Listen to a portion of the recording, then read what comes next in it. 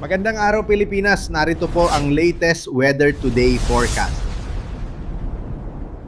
Sa ngayon po, nalusaw na yung low pressure area na dating si Tropical Depression Luis. However, yung panibagong low pressure area na ating monitor simula po kaninang umaga ay tumaas pa ang tsansa bilang maging isang bagyo. Huling namataan ng LPA, 180 kilometers po sa kanluran ng Bacnotan, La Union na dito po sa may West Philippine Sea. At base sa latest analysis ng Pag-asa, mataas ang tsansa na within the next 24 hours ay ma-develop ito bilang isang mahina bagyo or tropical depression. Kung sakasakali pro bagyo na ito, papangalanan natin na bagyong Maymay o yung 13th na bagyo ngayong 2026 at pangalawa na agad po for the month of August. Kikita natin kung saan mataas ngayon tsansa niya na isang bagyo na po ito ay kikilos ito ng mabagal, pasilangan or moving back towards dito sa may Ilocos region. Maaaring magkaroon muli ng interaction sa kalupaan kung saan tataas muli ang tsansa na ito yung low pressure area na lamang from being a tropical depression hanggang sa malusaw na habang unti-unting lumalapit yung mga cloud clusters or kumpul ng ulap papunta doon kay Typhoon Dolphin. Speaking of Typhoon Dolphin, patuloy ang paglapit niya dito sa ating Philippine Area of Responsibility. Nasa layong 2,095 kilometers, hilagang silangan ng extreme northern Luzon, taglay ang hangin na 155 kilometers per hour, malapit sa kanyang mata, may pagbugso hanggang 190 kilometers per hour at kumikilos pakanluran at 20 kph. Kung mapapanatili po yung kanyang pagkilos na pakanluran, maliit yung chance na siya ipapasok pa ng ating area of responsibility. Pero hindi pa rin natin ito nirule out dahil sa mga chance po na posibleng sumubsob pa ito. Depende po sa lakas ng high pressure area doon sa may North Pacific Ocean. Nonetheless, kung ito man po ipapasok o hindi ng ating PAR, ay makikita natin na magkakaroon ng enhancement or pag-iibayo po ng southwest monsoon simula po yan sa Thursday dito sa malaking bahagi po ng Luzon and Western Visayas. Apart pa yan doon sa nararanasan natin na southwest monsoon sa ngayon, dito sa may Southern Luzon and Western Visayas. Habang dito sa may Northern and Central Luzon, yung mga pag-ulan na naramdaman natin, yan po ay dahil doon sa low pressure area dito sa may West Philippine Sea. For Metro Manila, southwest monsoon po ang dahilan ng mga pag-uulan. Within the next 24 hours, kapansin-pansin na karamihan pa rin ng malalakas na ulan ay nagmumula po or manggagaling dito sa may western section. Yan po ay dahil dun sa low pressure area na potential na maging tropical depression Maymay. Within the next 24 hours, hanggang 200 millimeters possible po dito sa may La Union, ganyan sa Benguet, pababa ng Pangasinan, and Zambales. Equivalent po yung ganito karaming mga pag-ulan na hanggang 200 millimeters sa malawakang mga pagbaha, lalo na sa mga low-lying areas at yung mga bulubundok na lugar, mataas po ang tsansa ng pagguho ng lupa. So make sure po na coordinated tayo sa ating mga local government units kung kinakailangan po ng rescue or evacuation. Bukod pa dyan, meron tayong 50 to 100 millimeters within the next 24 hours dahil po dun sa low pressure area dito sa may Ilocos Sur, Mountain Province, and Ifugao, gayon din sa may Tarlac, Nueva Ecija, Bataan, Pampanga, and Bulacan. Habang for Metro Manila, southwest monsoon po yan, gayon din sa may Rizal, pababa ng Cavite, Batangas, and Occidental Mindoro, significant din po yung mararamdaman na ulan sa susunod na 24 oras or hanggang bukas ng hapon. Yung lahat ng nabanggit ko ng mga probinsya, mataas po ang tsansa na magtataas tayo ng mga rainfall advisories and heavy rainfall warnings na minsan umaabot pa po yan ng orange and red rainfall warnings. So laging tumutok din po sa ating mga babala, mataas ang tsansa, inuulit natin, ng mga pagbaha, pag-apaw ng mga ilog at pagguho ng lupa.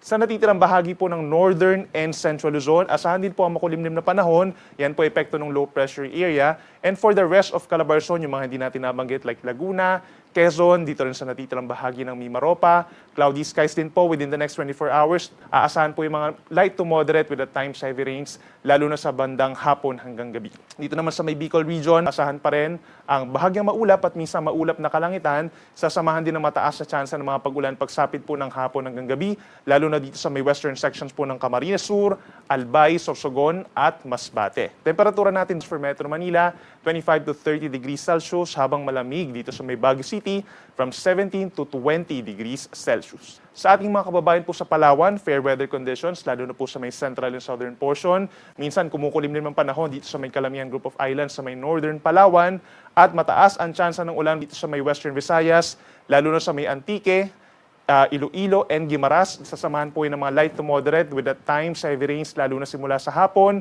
Habang ang natitirang bahagi po ng Visayas, Magpapakita pa naman po ang haring araw sa mahal lamang ng minsang makulimlim na panahon, pagsapit ng hapon hanggang gabi at meron din tsansa ng mga pulupulong pag-ulan or mga localized thunderstorms. Temperature natin sa may Puerto Princesa and Cebu from 25 to 32 degrees.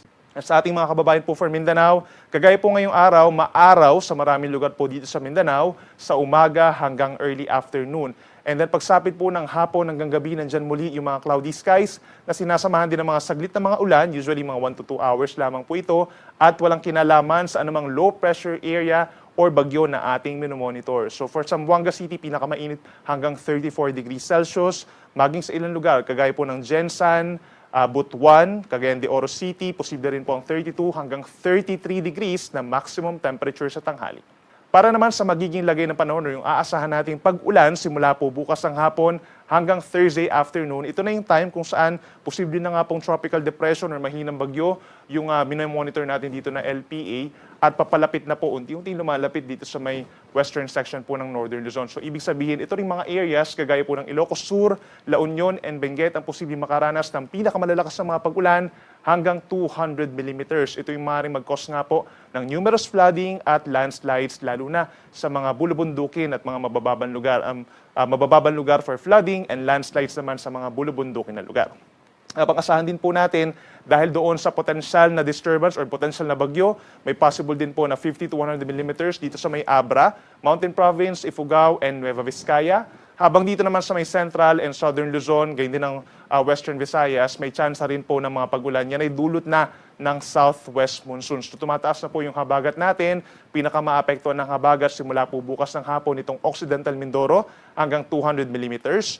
Habang meron naman tayong 50 to 100 millimeters sa dami ng ulan, dito po sa may Zambales, Tarlac, Nueva Ecija, Pampanga, Bataan, pababa po ng Cavite, Batangas at Antique. Ito nga, pagkakaiba po ng ating mga levels, nung 50 to 100 millimeters, mahalaga po malaman natin na yung nature ng mga ulan ng ganitong 50 to 100 millimeters, more on light to moderate with a times 7 rain. So hindi po siya tuloy-tuloy at yung reaksyon sa bawat probinsya nung ganito karaming ulan ay iba-iba rin po. So make sure po na coordinated nga tayo sa ating local government units, lalo na sa mga DRR offices natin kung kinakailangan po natin ng evacuation.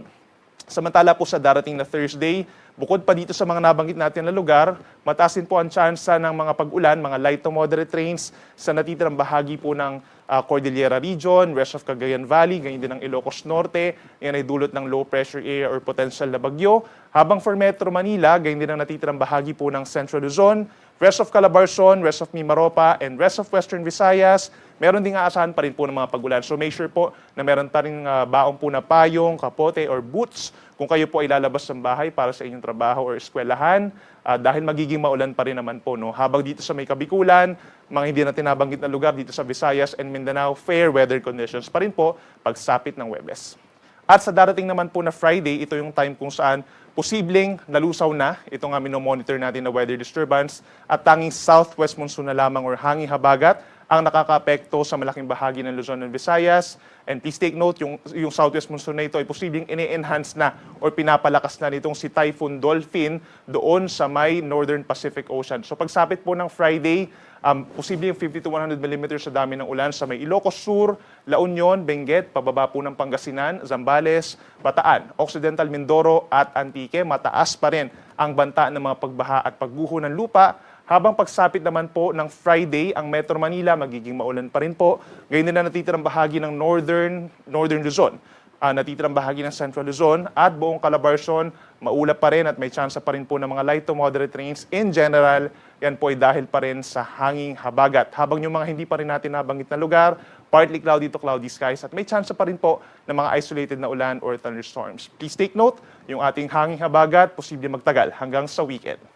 Para naman po sa lagay ng ating karagatan, mananatiling maalon pa rin po sa malaking baybayin ng Northern and Central Luzon. And eventually po, pati yung mga kababayan po natin dito sa may Southern Luzon, magiging maalon na rin po. Nasa 1 hanggang 2 metro ang taas ng mga pag-alon at posibleng umakyat pa yan hanggang 3 meters kapag meron tayong mga thunderstorms. Habang sa may Visayas, Mindanao, dito rin sa may Southern Palawan, nasa kalahati hanggang 1 metro pa ang taas ng mga pag-alon. Pero kapag meron tayong mga malalakas na mga pag-ulan at malakas na hangin, posible rin tumaas yung alon hanggang 2.5 metro. Sa mga nagtatanong, kailan ba posible magkaroon ng gale warning? Yan po ay una, kapag meron tayong malakas po na bagyo no, dito sa may West Philippine Sea. But given na tropical depression ito at signal number 1, depende pa rin po dun sa itataas na suspensions ng ating mga local coast guards. No? Kung nakikita nila na delikado yung mga pag-alon dito sa may parting Ilocos region, sa may Zambales, and then dito rin sa may parting extreme northern Luzon, posible silang magtaas ng sea travel suspensions. Pero yung gale warning, most likely, pagsapit po ng Friday hanggang sa weekend, maalon na karagatan na po na hanggang 4.5 meters ang posible sa malaking baybayin ng northern and central Luzon.